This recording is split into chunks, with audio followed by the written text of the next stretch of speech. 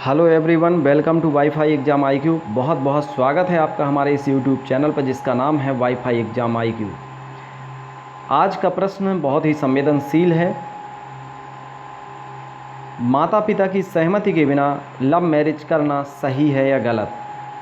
आज इस प्रश्न पर बहुत गंभीरता से विचार होगा, इसके सभी पहलुओं पर डिस्कशन होगा, विश्लेषण होगा, तब जाकर हम निष्कर्ष पर पहुँचेंगे कि क्या यह सही है या गलत, राइट है या रॉन्ग।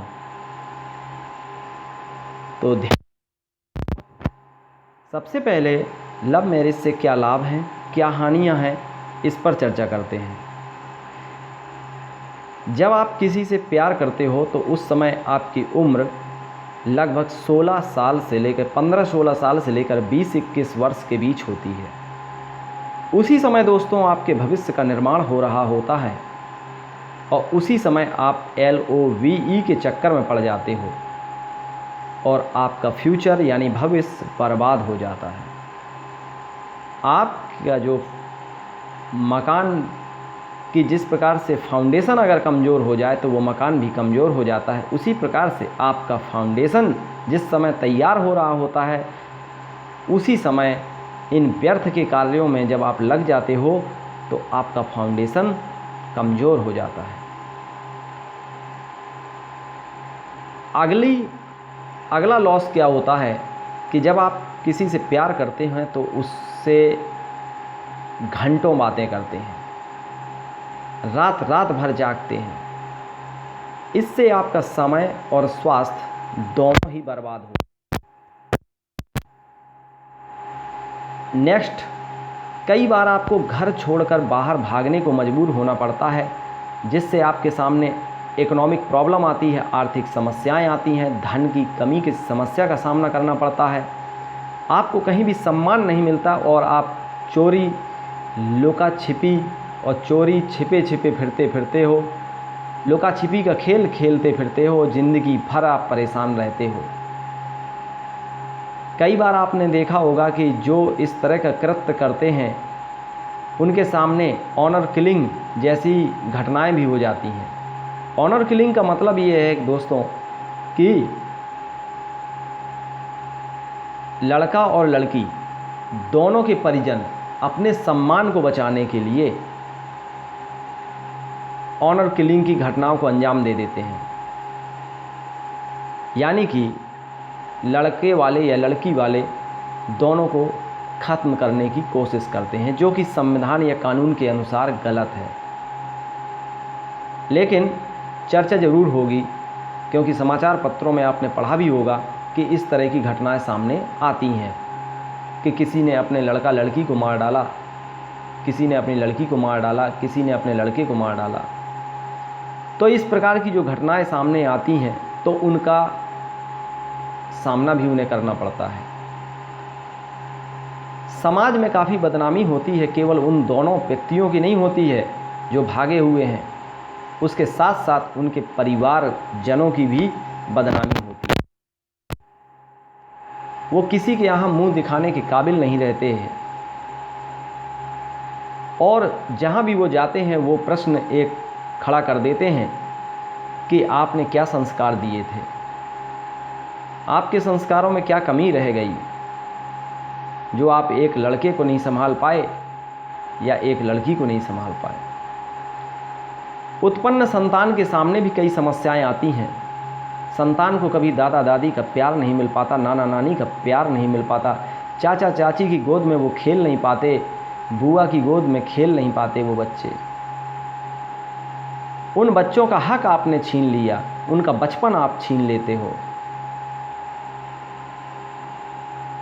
जब किसी महिला को संतान होती है तो उस समय उसको किसी औरत की ज़रूरत पड़ती है, चाहे वो उसकी स्वयं की माँ हो सकती है या सास हो सकती है या भाभी हो सकती है या परिवार की कोई भी महिला सदस्य हो सकती है। बिना महिला की सहायता के इस कार्य में उसको बहुत कठिनाई का सामना करना पड़ता है।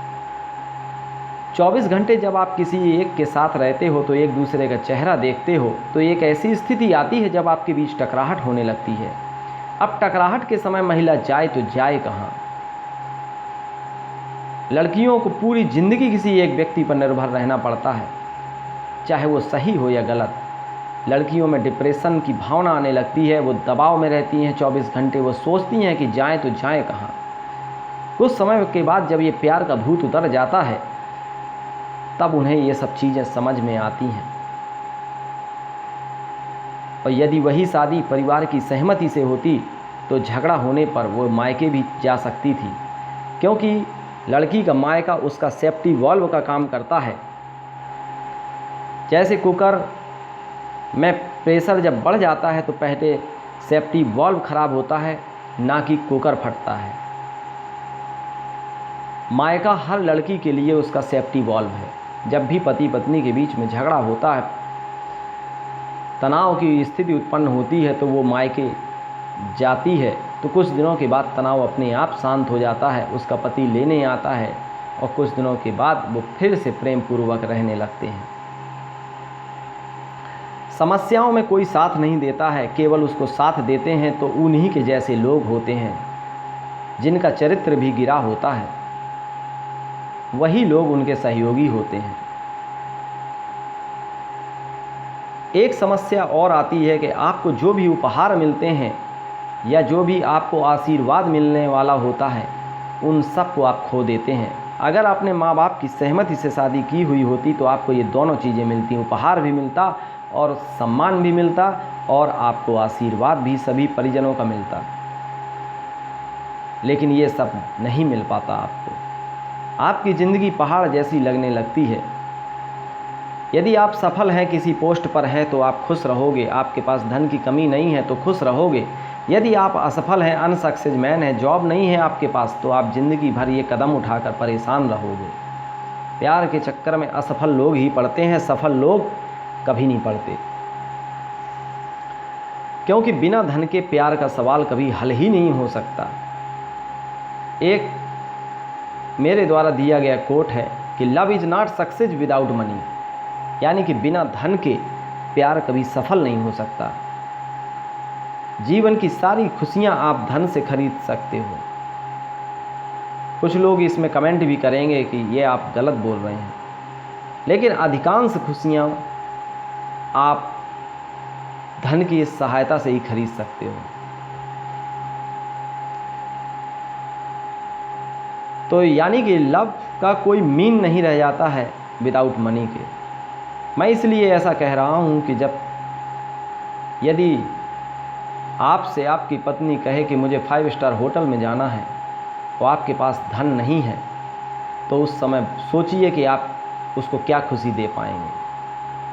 उसने बोला कि मुझे यहाँ घूमने जाना है, मुझे ये साड़ी चाहिए, आप कैसे दिला पाओगे अगर आपके पास धन की कमी है? और धन नहीं है तो खुशियाँ भी आपके दामन में कभी आ नहीं सकती। अब वो धन क्यों नहीं है? क्योंकि वो आपने बना बनाया समय अपना बर्बाद कर दिया है। वो फ्यूचर जो आपका उज्जवल होने वाला था, वो आपने अंधकार में कर दिया है। दोनों को अपने सगे संबंधियों की बहुत याद आती है, लेकिन शर्म के कारण कभी किसी से बात नहीं कर पाते। सारे रिश्तेदार नाता तोड़ देते हैं। माँ बाप भी अपने बच्चों का भला चाहते हैं, कोई दुश्मन थोड़ा ना है। वो भी अच्छा सोच समझ करके ही शादी विवाह के बंधन में अपने लड़के लड़की को बांधते हैं। लेकिन इन LOVE के चक्कर में लोग समझते हैं कि माँ बाप तो मेरे दुश्मन हैं।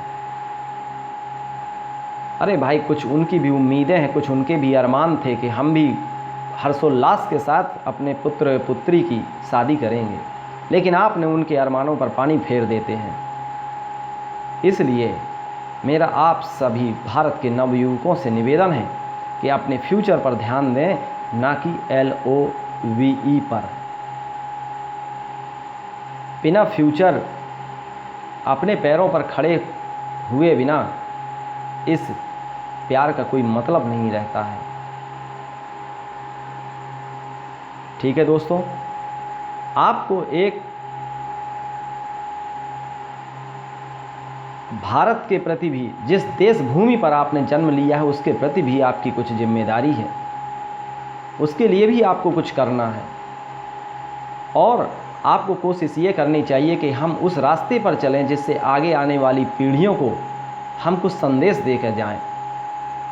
क्या आप चाहते हो कि जिस प्रकार से आप भागे हो उसी प्रकार से आपके बच्चे भी भागें, आपके भाई बहन भी भागें? सोचो ज़रा इस बात को, क्योंकि आप जो कदम उठा रहे हो वो आने वाली पीढ़ी के लिए वो रास्ता तैयार कर रहे हो। कल के दिन वही आने वाली पीढ़ियों में वो भी कहेंगे कि जब भैया भागे थे तब आपने कुछ नहीं कहा, जब दीदी भागी थी तब आपने कुछ नहीं कहा, जब मेरी बारी आई तो आप मेरे ऊपर पाबंद जंजीरें डालने लगे मेरे पैरों में। तो कम से कम उनका तो ख्याल करिए। आपका पढ़ाई में मन नहीं लगता है तो आप धैर्य रखिए। आप आने वाली अपने भाइयों बहनों का मुंह तो देखिए, उनको तो सम्मान से जीने का मौका दीजिए, क्योंकि आपके पीछे पूरा परिवार जुड़ा हुआ है। आप क्यों समझते हैं कि हम अकेले हैं, हमसे क्या लेना देना? आपके पीछे आगे पीछे सभी लोग आपसे जुड़े हुए हैं। आप जो भी कृत्य करोगे पूरे उसके छींटे पूरे परिवार के सदस्यों पर पड़ेंगे। इन सभी बिंदुओं पर चर्चा करिए, सोचिए और तब जाकर के कमेंट बॉक्स में इसका आंसर दीजिए कि क्या सही है क्या गलत है। अब हम लाभ की अगर चर्चा करें कि इससे लाभ क्या है, तो मैं समझता हूँ इससे लाभ केवल क्षणिक मात्र है, इसका दूरगामी लाभ कुछ भी नहीं है। आपको मन चाहा व्यक्ति मिल जाता है, बस केवल इसी चीज़ की खुशी आपको मिल सकती है और कुछ नहीं। लेकिन वो आपके सक्सेस होने के बाद भी आपको मिल सकता था, मन चाहा व्यक्ति। लेकिन आपने समय पूर्व ही इस तरह के कृत्य करके अपने फ्यूचर को बर्बाद कर देते हैं।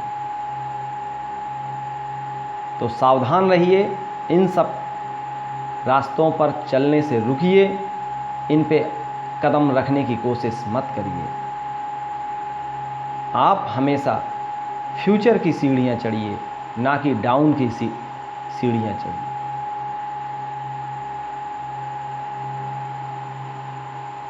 तो दोस्तों, जिस प्रकार से एक उदाहरण मैं ज़रूर देना चाहूँगा, जिस प्रकार से river can not be reverse, यानी कि नदी कभी भी अपनी जिस धारा में वो बह रही है उससे विपरीत धारा में कभी बह नहीं सकती। उसी प्रकार से जो आपने समय अगर बर्बाद कर दिया तो वो समय कभी लौट के आ नहीं सकता। इसलिए फोकस ऑन फ्यूचर, इसलिए अपने भविष्य पर ध्यान दें, अपनी फैमिली पर ध्यान दें। Focus on families, respect, reputation, उनकी बनी बनाई रेपुटेशन को आप ना बिगाड़ें। कोशिश करें, प्रयास करें, आपके हाथ में है। आप अपनी खुशी के चक्कर में बाकी सभी सदस्यों की खुशियों को आप नीलाम नहीं कर सकते।